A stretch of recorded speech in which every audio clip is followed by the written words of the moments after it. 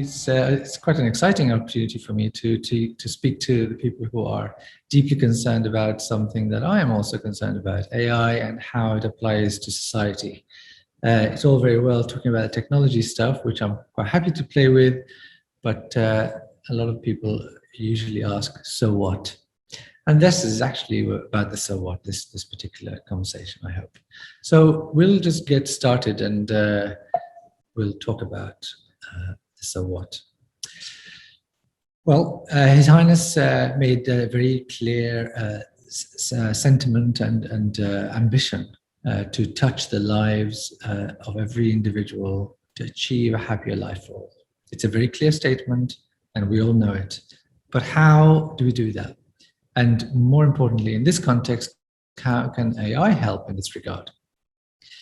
This talk is about demystifying that question in the sense of saying, okay, well, if we can, how can AI make people happy? We can actually do that by mapping AI to well-being from the various perspectives. So rather than see it as a magical hand-wavy kind of question, we can actually do it bit by bit. This is what this talk is about. So we will follow this agenda where we talk about perspectives, needs, and context and city experience and so on. We'll talk about the methods themselves, and then we'll talk about the actual application as well, and as well the challenges that come with this kind of technology. This talk, for those who are interested, is based on a chapter that's available in this book, and the chapter is called the similar title. But the general book is about artificial intelligence and Gulf in general. So you can find this book if you want to sort of find more academic references, which are all available.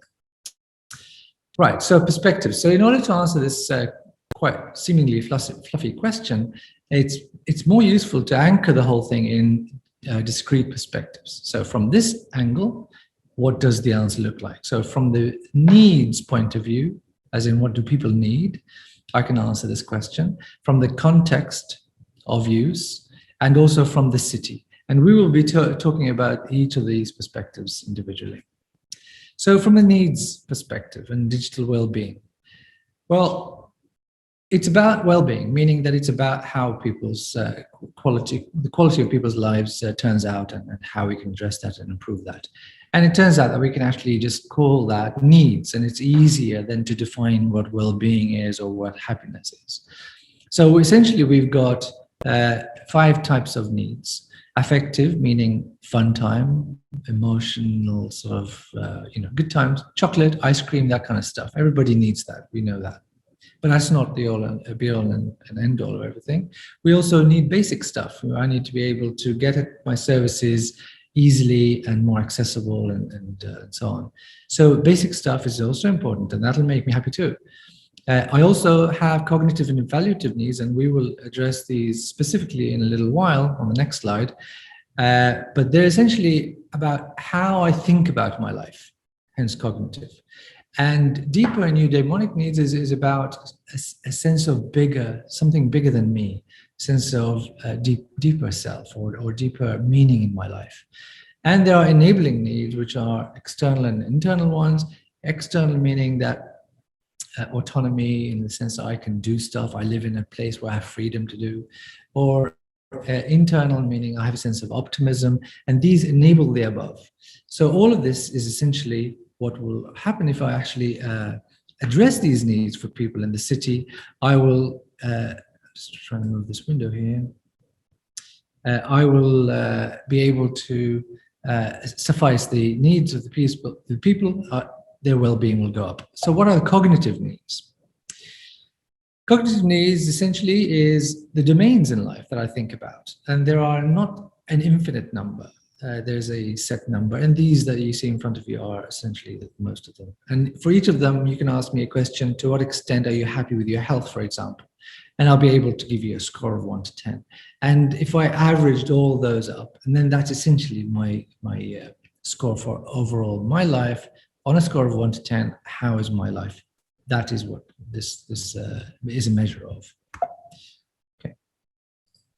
So digital well-being, which is the subject of today, is how digital technology affects or influences well-being in its various life contexts in both positive and negative ways.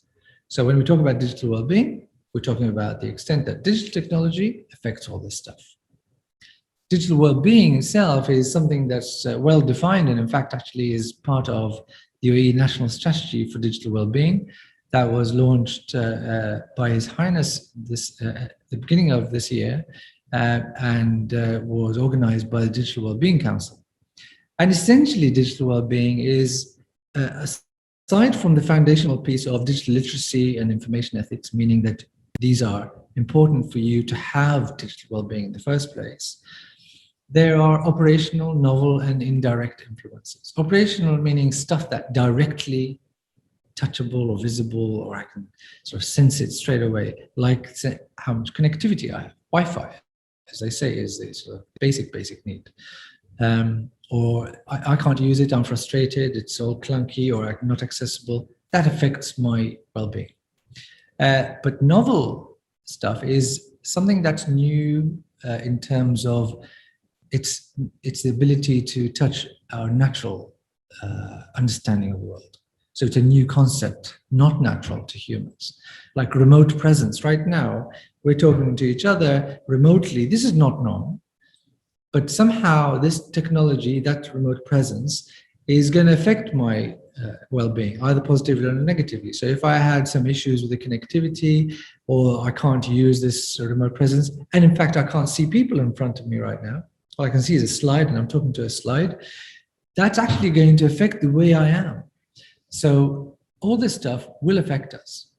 Login, what's a login in real life? There's no such thing, the password. So these kinds of influences really affect us. And then there's indirect. Trust and privacy in technology is a big deal. We all know it. But we can't touch it. It's not something that's directly there, but it's real. So these are aspects of technology that affects us in the well-being sense. So what are the contexts of experience? So if I talk about experience with technology, what does that mean? So it turns out that it's not a complicated subject as some people might think. This diagram on the left essentially translates to very clear constructs, meaning things that are thought about or sensed. So the complexity or novelty or the physicality of technology or the aesthetics and how the color of it is, or a sense of convenience. These are a limited number of constructs are actually what it's all about when people say experience with technology. So if we start with those kinds of things and say, okay, well, that's what the context of technology is, we can say, oh, well, there's another way of looking at it, which is a sense of spheres. This is one particular research, psychology-based research, which says there are these spheres starting with the interface, and then there's tasks, and then there's behavior, and there's life. And each one is like a concentric circles kind of interface, sphere of experience. But then we can actually take all this information and the other model and actually create a even more encompassing context of experience in terms of the entire city. So it starts with awareness, so my awareness of the technology, be it in an advert or somebody tells me about it. This kind of awareness will for sure influence my experience and the way I adopt it, whether or I don't, and the interface itself, and then the task. You can see how this is building up to this entire city experience. So when somebody says, what's the city experience like? You can't talk about that without talking about all those little bits inside. And that's actually very important for us when you're considering how does AI influence your happiness in the city. So what about the city experience? Well, it turns out that when you actually do the research and try and conceptualize what makes a city happy, in the sense that people in the city happy, there are some very specific design aspects. The way I design the city from an urban design point of view and nature point of view, the mobility, these are things that I can actually do physically. As you can see, there's a physical aspect of design and there's conceptual aspects, which are things that are still designed, but they're not physical. Culture is not physical, but it's there, and somebody actually can be heading it or leading it and so on. But there's also the enablers. So they're not things I design per se, but in the way they are, like affordability or the trust in the city, they will enable happiness in the city. So there are external enablers and internal enablers. External meaning that they're factors outside the control of organizations, that it just happens that way, and there's stuff that's actually internal inside the organizations. This model was published in the Global Happiness and Wellbeing Policy Report, and this was done after a review of the literature and examples of cities that do well in the world. So we're fairly confident that this is a good place to start when talking about happy cities. So if we go then across all of those, all those domains, and actually see, well, how is AI applied across each of these domains with this lens or context of looking at AI, then essentially we will be able to answer that question of, can AI make you happy in the city? And that's what we will do. However, we will first take a quick visit at AI and see what is actually AI. Obviously, this is not going to be an AI lecture. Other people have done a much better job than I could do, but is specifically what is AI trying to do in terms of a meta view, like a higher level view. That's what we'll take a quick look at. So what are the methods and outcomes? When IBM think about designing AI, in terms of what they give as design guidelines to the people that work with them, they think of intents, meaning that what is the intention of the AI program? So it's either to accelerate a research and discovery, so it helps you find things faster, or enrich your interaction, or anticipate or preempt disruption, meaning that you might have installed some sensors and try and work out a model of what's going to happen before it breaks. Or recommendation, like Amazon, that's a recommendation, very simple one. And then scaling knowledge, so being able to provide knowledge to a wider group of people without having to have the teacher cloned. You can just create that knowledge inside a teacher. And also you can analyze text in order to find out if you can mitigate risks and so on, like they do for legal document analysis. So we can actually look at a simpler version of this and say, okay, well, in terms of outcomes then, essentially what AI is doing is either making a recommendation, making an interpretation or understanding, or creating efficiency somewhere, or making a planning or decision-making process. And essentially, this is what is useful to look at in terms of these outcomes when we're talking about the application of AI towards well-being. So again, I won't dwell on these things. I think it's fairly self-explanatory, but anybody who wants to stop me to explain something in more detail, please do. I don't have a problem with that, Tom. However, AI is not only something that can be thought about in terms of outcomes, we can also think about it in terms of the kind of channel that it's delivered across. So there are three ways to deliver AI. Essentially, either directly, meaning there's a specific function like an app that helps me find the best holiday. Let's say, as said earlier, it's about sort of leveraging research. Or a pillow that helps me sleep better by collecting data and so on. So there is the direct interaction with the AI. But there's also an indirect interaction.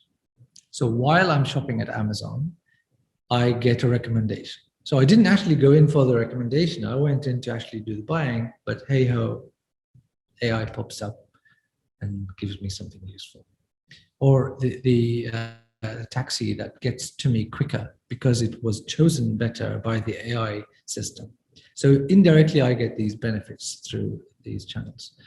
But also there's embodied AI. It literally is standing there in front of me like a vacuum cleaner or a robot that looks like a humanoid.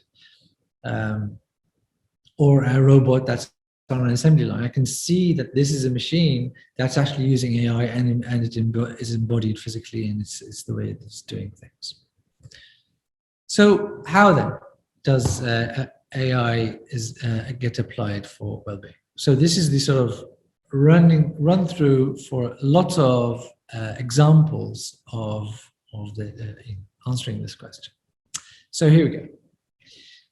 Remember that diagram, it'll be there on the bottom left for you to sort of see where we're going with this. So we're going to go clockwise as we go on this diagram.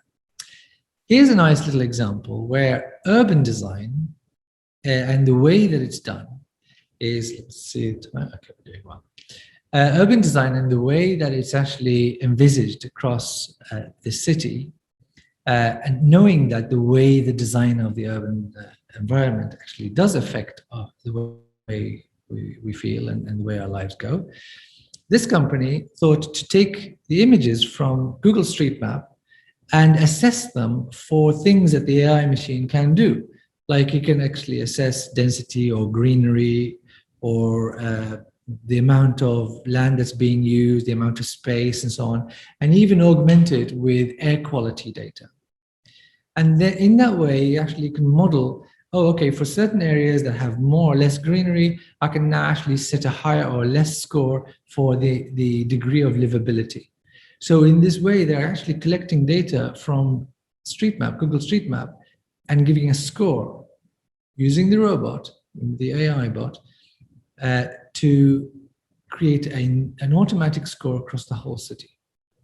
And in this way, somebody who wants to come and live in the city can get a sense of the kind of quality of life they would get just by the heat map that this algorithm will generate. Very clever and works very well. Another thing that we know very well in terms of the psychology literature is green and blue spaces do very much towards improving people's lives. So the amount of greenery where you live is important in that case. So this, the organization, Hamid Rashid Space Center, used imagery from space to detect where trees are. And they can do two things with that. They can start counting trees and where they are. And also that gives them a level of greenery, which is what they've done on the right-hand side there of the image that you can see. They've been able to categorize exactly where the greenery bits are. And that actually gives whoever wants to make a decision, policy decision or whatever they want to do, the data to actually increase or maintain the greenery in a particular area. So it's very much hardcore data-driven policy assistance. A nice example from mobility, of course, we all know that there's some cool stuff driving around on its own and so on. Metro, for example, that's an AI-driven thing. Volvo, however, gives a nice little example of the service and customer experience being improved by the way that they've actually augmented their hybrid electric cars with lots of AI and sensors. What that does is it helps the service department know when certain parts are going to fail, and they would have it in stock when somebody comes to get their car serviced, it's already there. And in fact, the company would contact the person and say, hey, you need to bring it in for this part and it'll only take 5 minutes, but we know exactly what it is you need to do. So that's a really nice, clever way of helping customers and changing that experience a little bit more. Tesla, on the other hand, show a really nice example of safety, straight up safety of mobility. The amount of airbag deployments per million miles driven before they install the AI-driven autopilot was that much, and afterwards is 0.8. So it's a significant drop in the way that airbags deployed just because it's now using their autopilot. So they've got data to back up the fact that their AI machine is now making people happier. Partnership generally is something that is important in terms of smart city or digital city in the sense that it's about data sharing in order to create something that is more than the sum of the parts. And Telefonica and Facebook in South America did a really nice example here. What they did was they collaborated by pulling in satellite imagery to estimate the areas of urban density. And they've augmented that with the internet coverage that the Telefonica telco operator already has that information. They know where their masts are and the extent of their coverage for their mast. And what they essentially created was a map of the hotspots of unserved population. And their entire project was how to get 100 million people on the internet that were not on the internet before. And in this way, they were able to partner to make a very positive increase to the economy, education, and health benefits. And if you remember those domains I was telling you about, the cognitive needs, these are absolutely central to those. So it's a very nice way of seeing this partnership in a city, happy city, works very well to create better well-being. Culture is also important, of course, and there are lots of different ways of talking about culture, but content ultimately is the way, the medium of the culture. Even when you experience it in real life, still there's a lot of content to be shared. So Netflix is a primary purveyor of content, and what they did was they realized that the way their bandwidth consumption for their content was really quite high compared to the kind of data plans that people had. So they realized that the people were not watching as much content just because they didn't have enough data in their plans. So they've created this algorithm called Dynamic Optimizer to optimize each particular frame in their content to reduce its bandwidth consumption. And they increase they reduce the consumption from 750 megabits per second to 750 kilobits per second. So that's 1,000 times improvement, which then turns out to equate to 26 hours worth of content instead of 10 hours on the same data plan without losing any quality. So it's a very direct way of using AI to get more culture out there. And that's what I meant earlier about demystifying the whole thing. It's really not that complicated in terms of identify what are the sources of happiness or well-being, and how does AI add or remove pain, add more pleasure or remove pain from these points, like this example. A very simple idea of improving people's lives is the quality of service. And this Walmart robot does exactly that. This is a robot that Walmart has. In fact, they've got something like 50, I believe, right now, running around their stores. And what the robot does is take pictures of the shelves and assess what products are on what shelf. And it counts to say, okay, well, this many biscuits on this particular shelf of that type of biscuit. And then it feeds that data back to the inventory. So it gets a live update to its inventory.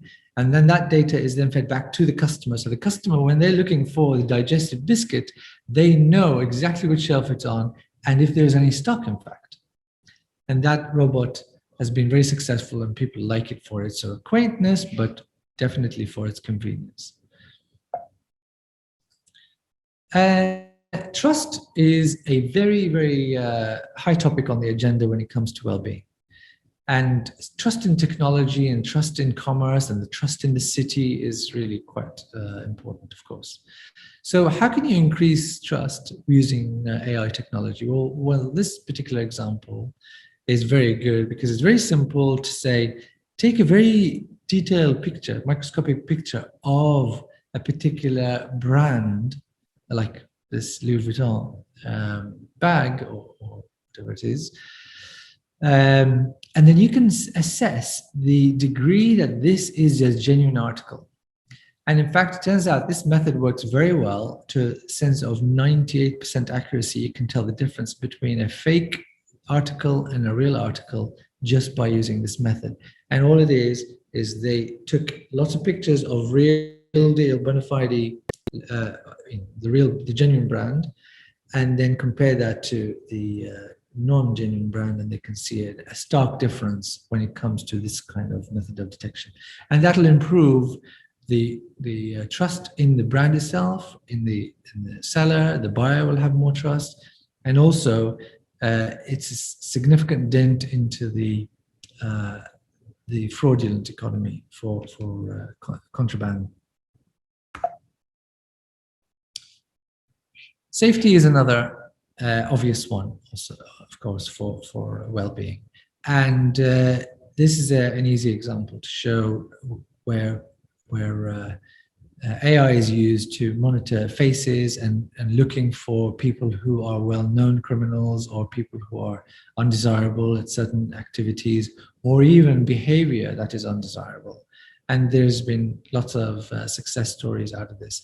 Also, actually, by the way, Digital Dubai and Dubai Police were able to collaborate on crowd management, AI-based crowd management software for similar work, in the sense that when there are big events in Dubai, how can you make sure the crowds are managed well, allocating resources into the right place to make sure that the city safety is optimized. Another aspect of a city is affordability, and affordability is something that is a big contributor to unhappiness in the city.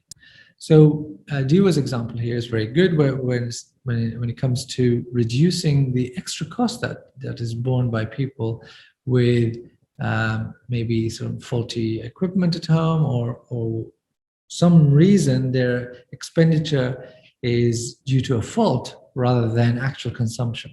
And the smart meter actually monitors this. And as soon as it sees a deviation from the norm in terms of expenditure or consumption, it sends an alert to the consumer to say, hey, there's a problem. And then DUO will contact them and try and find out what the problem is. And already there's been a significant amount of savings just because of that very simple idea. So instantly making the city more affordable just by doing a reduction in costs. Tolerance and inclusivity is yet another very important factor, and it's obviously a very social factor. Housing the homeless is something that is an important aspect, in the sense helping people who are more vulnerable. And in a place in LA, it's the Center of Artificial Intelligence Society, they were trying to use AI to address the needs of 59,000 homeless people.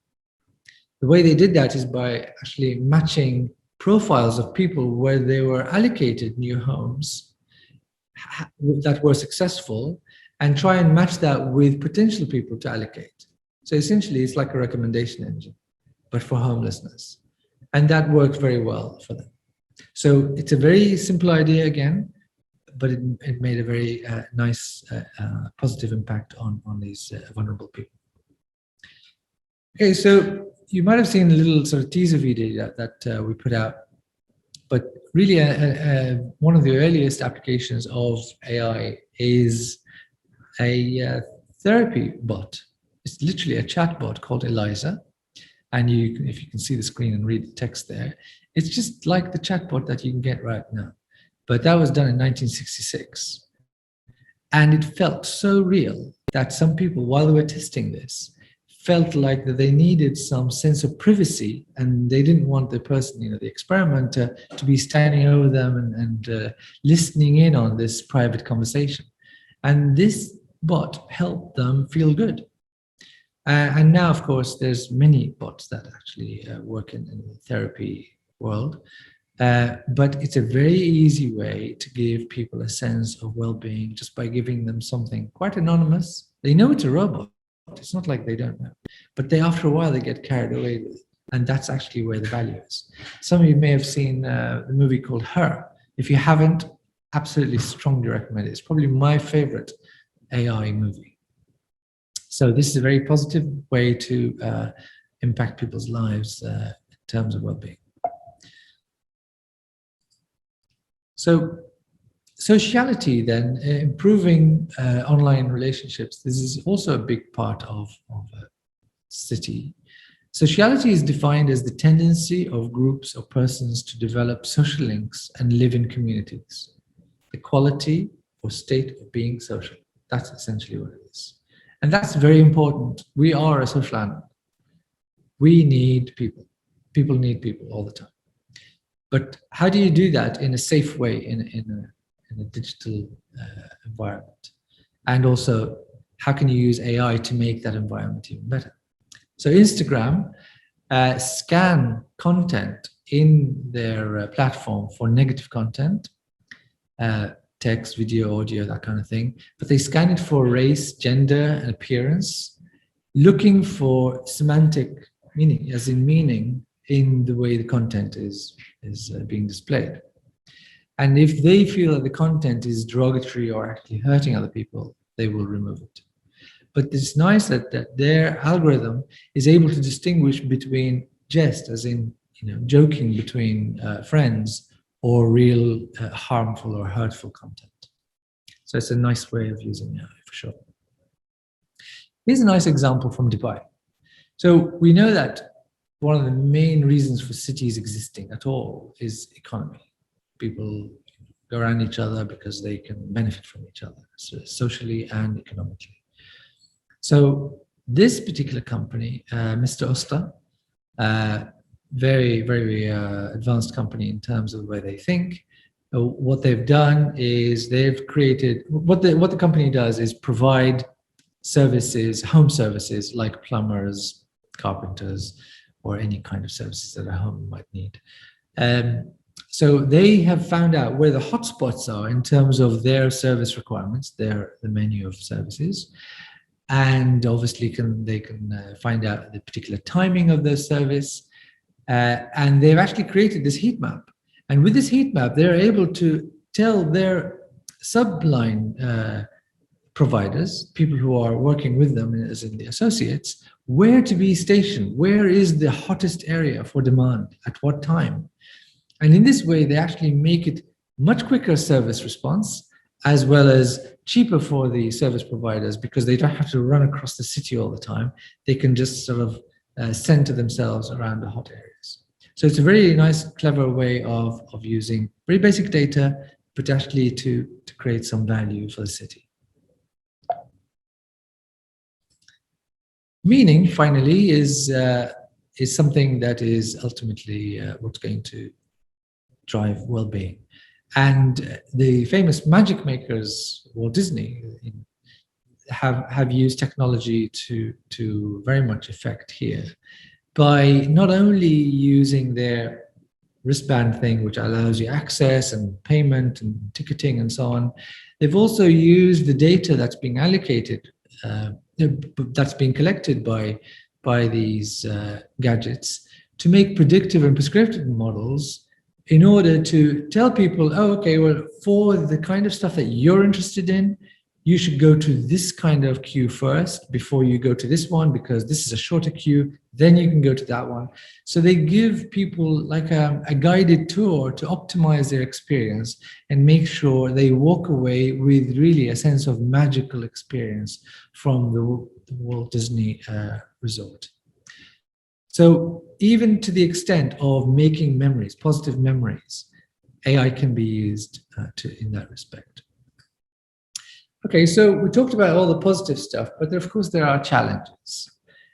Lots of different kinds of challenges, and you can see this list here shows really quite a mix of challenges.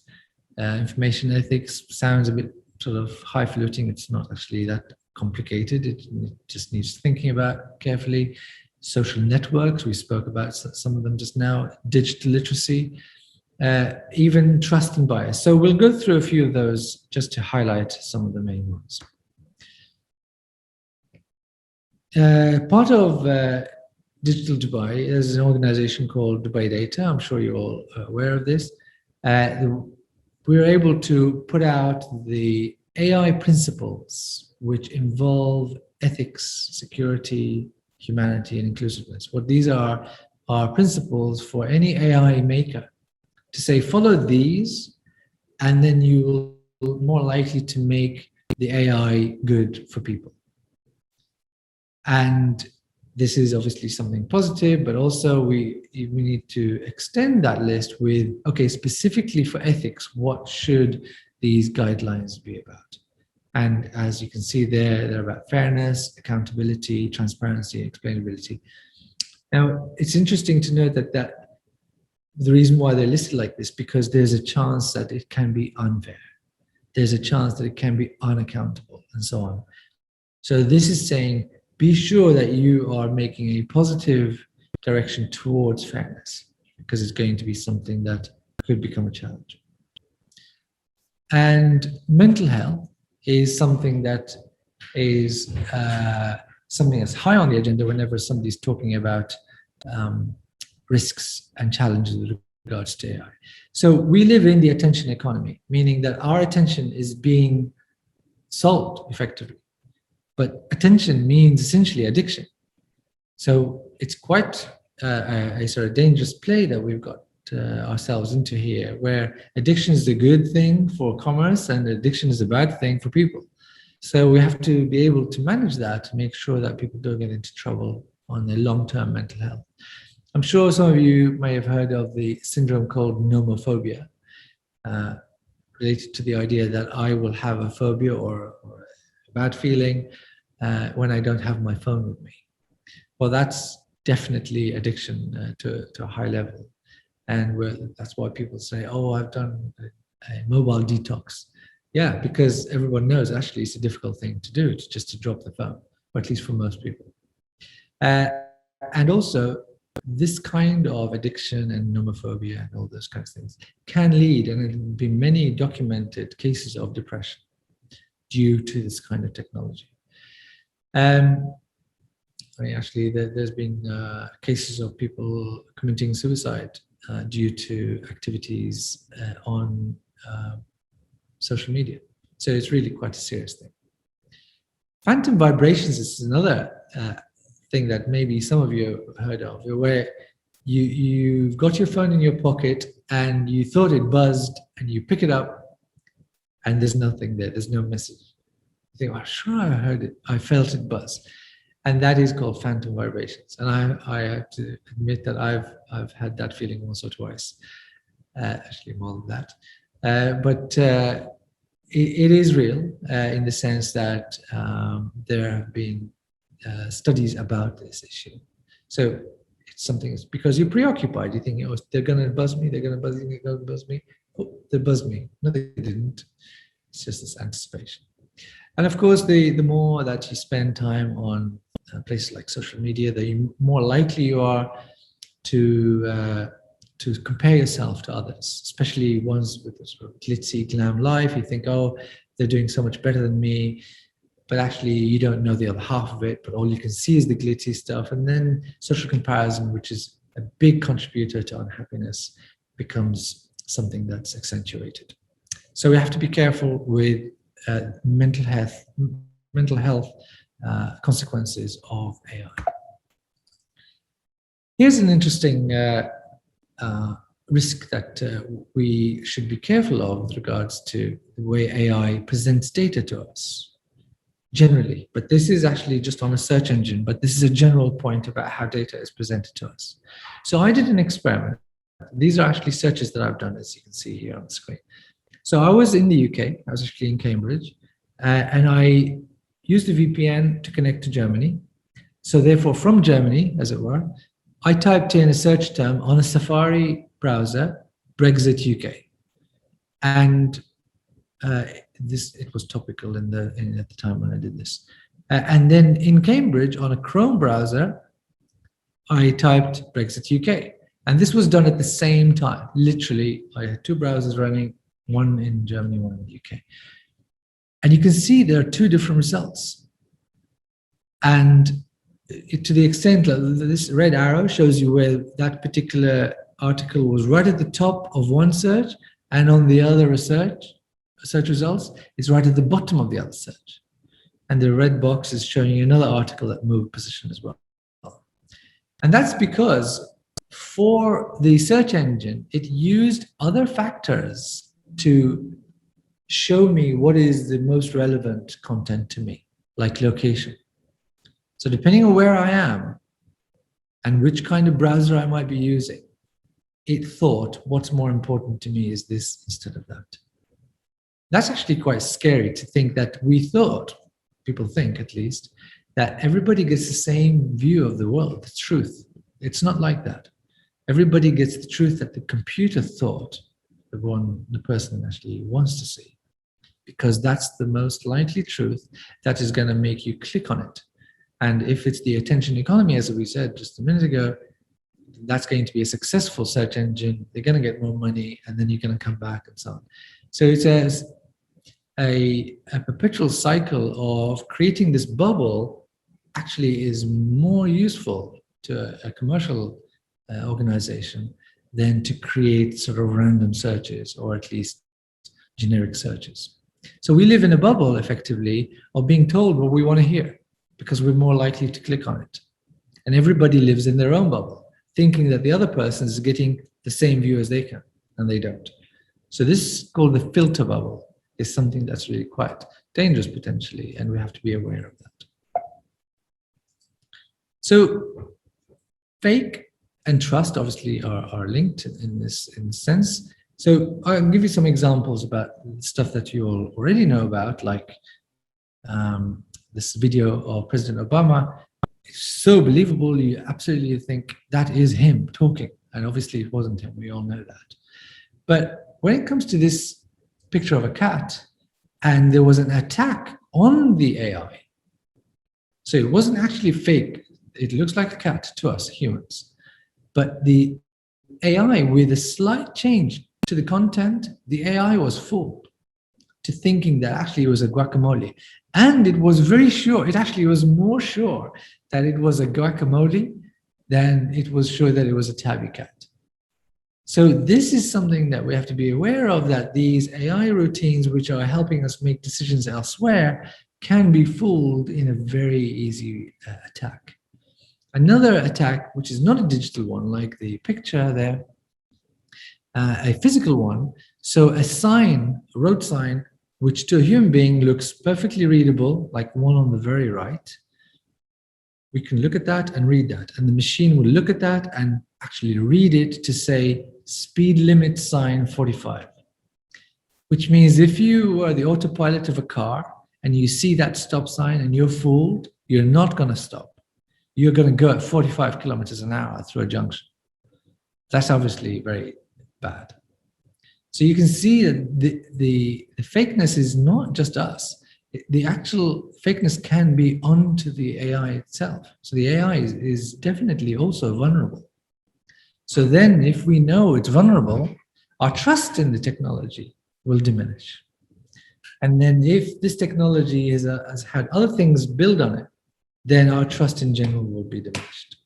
So there's another thing to think about too. So as you can see, actually, it's not necessarily what people usually worry about is, oh my God, the AI is going to take over the world, it's going to surpass human intelligence, and the conversation is all about surpassing human intelligence. But actually, the conversation is easier had when you're saying, well, is it going to surpass our vulnerabilities? So if all it needs to do is get us addicted a little bit more, and then we're in trouble, but it's already getting us addicted. So these kind of vulnerabilities, or removing trust in the society. So these issues are already being overwhelmed. So that's the threshold, actually much lower than the threshold of human capabilities. So AI, when we have these vulnerabilities, and then we build another AI on top of the first AI, and then next year we will build another one on top of that one, and then the whole thing becomes nested. Effectively, what we're doing is we are seeding or sowing DNA into the whole fabric of society. 10 years down the line, nobody's going to go, oh, you know that thing that we did which has this sort of bias in the data 10 years ago? Let's go and dig that out and just do less bias in the data. Well, because they've already forgotten about it. It's a new team. The world's moved on, and somehow, somewhere, it's in some insurance AI policy bot. So the bot actually tries to figure out how to give people a quote, and little did we know, it's actually using some 10-year-old AI, which has this underlying vulnerability issue. And that's the thing with this. It's all the good, the bad, and the ugly will just be inherited as we go. And that is what we need to be careful of. So technologies inherit parts of technologies that are behind them. And putting all these bits together, combining them to give us that bigger society. So that's what we need to be aware of, that we are building this bigger cathedral with these weak points.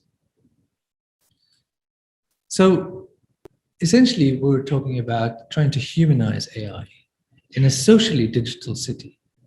Yes, we need to pay attention to the technology, and we need to have the technologists around, of course.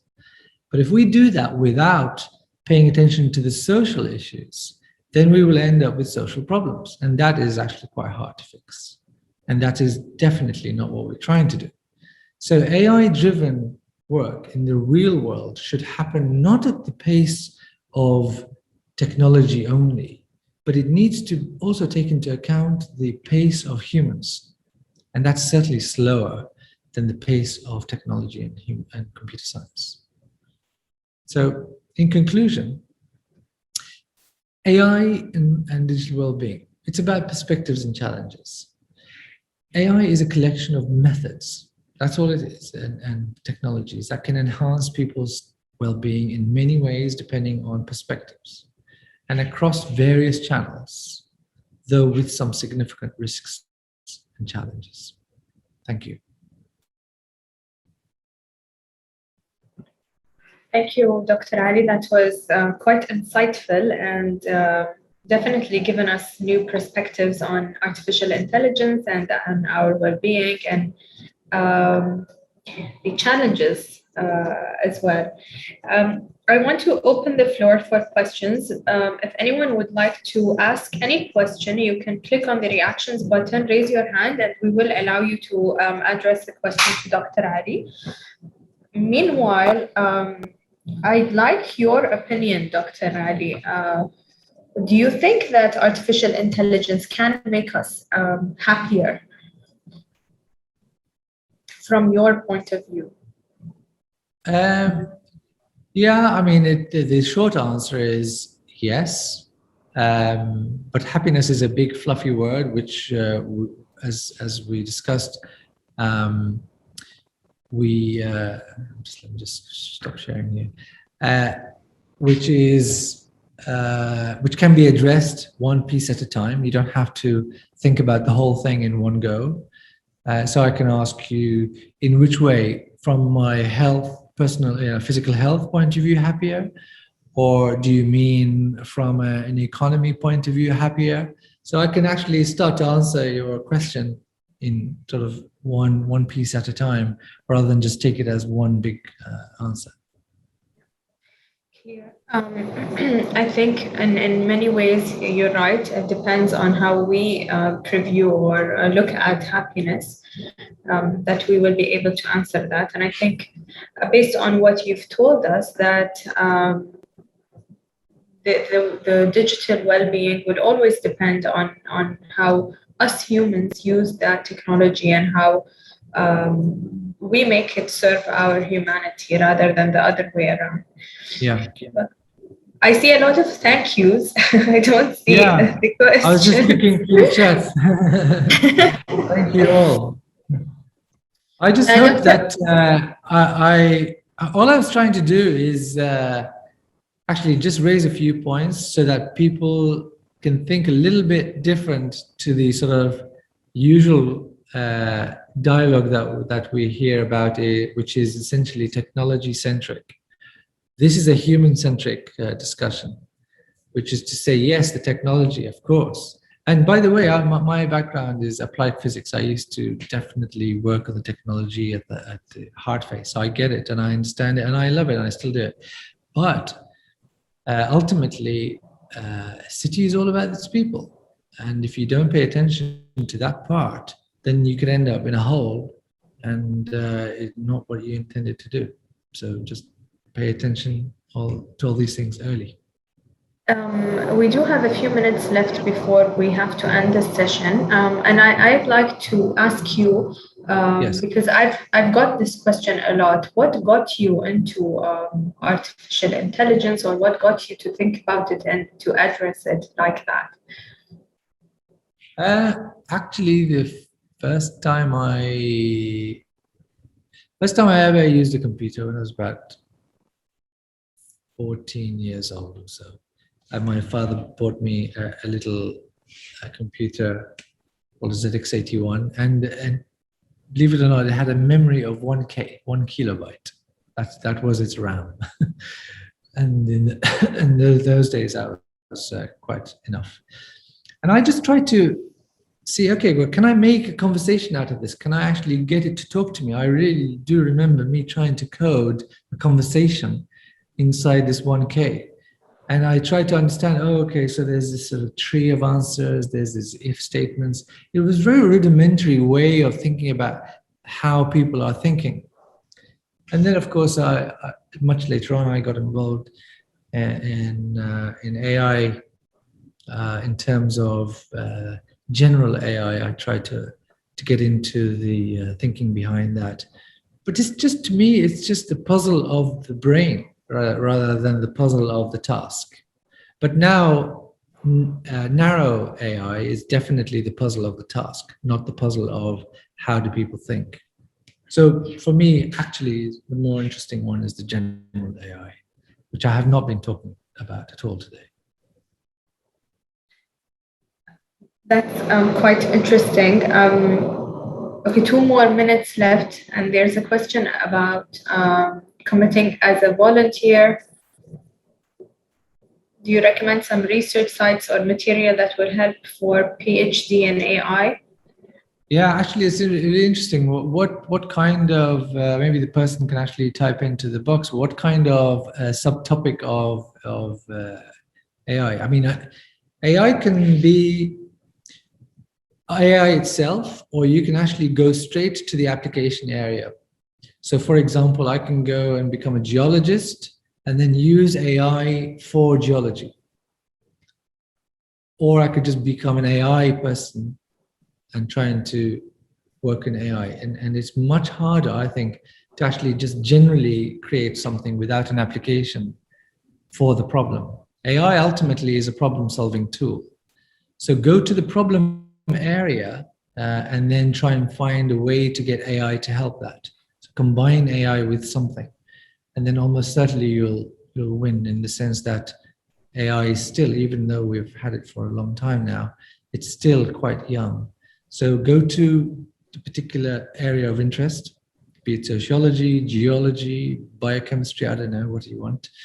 And then think of how AI can actually help you get ahead of the game in that area. I love that answer.